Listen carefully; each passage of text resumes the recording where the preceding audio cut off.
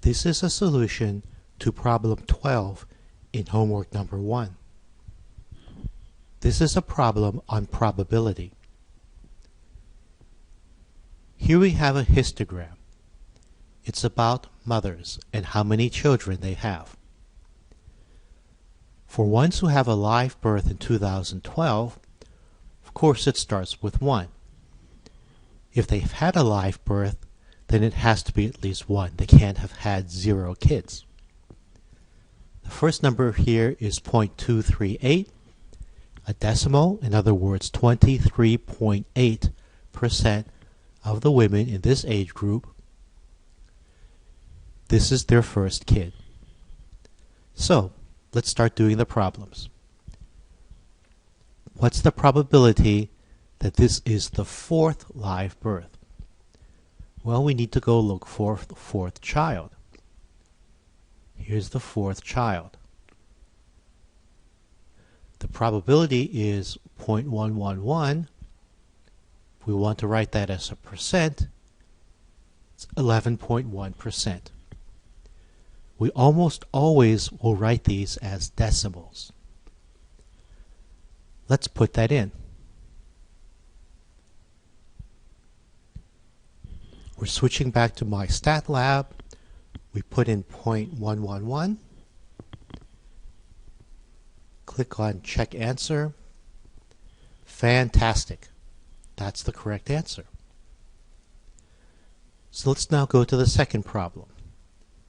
Has had her 4th or 5th live birth. Let's go to our scratch paper.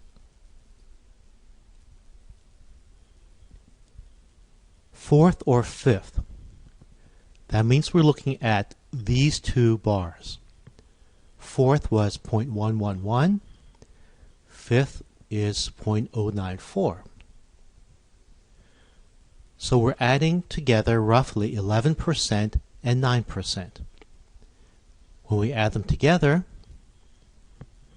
we get 20.5%, or as a decimal, 0.205.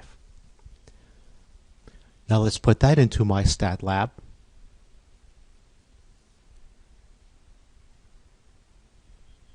.205.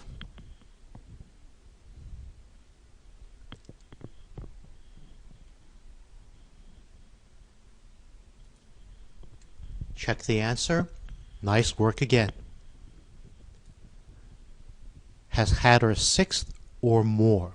That means 6th, 7th, 8th, 9th, etc. Let's go back to our scratch paper.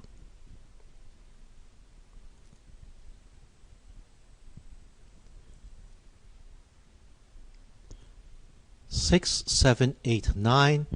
Those are the bars here at the very end. See, they're labeled 6, 7, 8, 0.022, 0.032, and 0.051. We want to know how many are in those three categories combined. So we add 2, 3, and 5 is 10, or 0.105, 10.5%. Let's go back to MyStatLab. Here we put in 10.5 here, 0.105. We check again. On a roll, 3 in a row.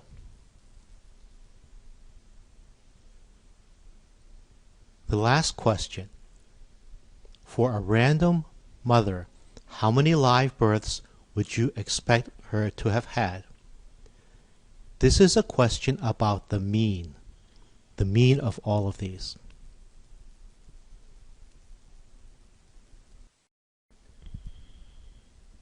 There are a couple ways to solve this.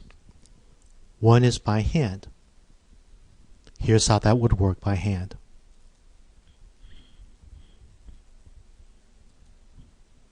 0.238 has one kid. 238. Multiply by 1. 0.287 have 2 kids. Multiply by 2. 165 have 3 kids. Multiply by 3. And we keep going. And we add them all up. That works. It's kind of manual, labor intensive. So let me show you an easier way. This easier way is going to use StatCrunch. So first what we need to do is to pull up StatCrunch.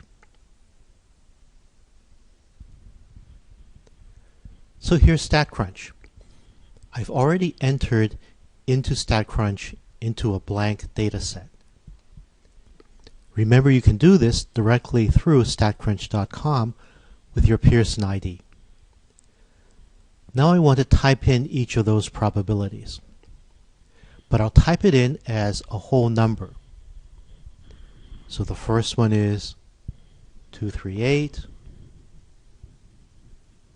287,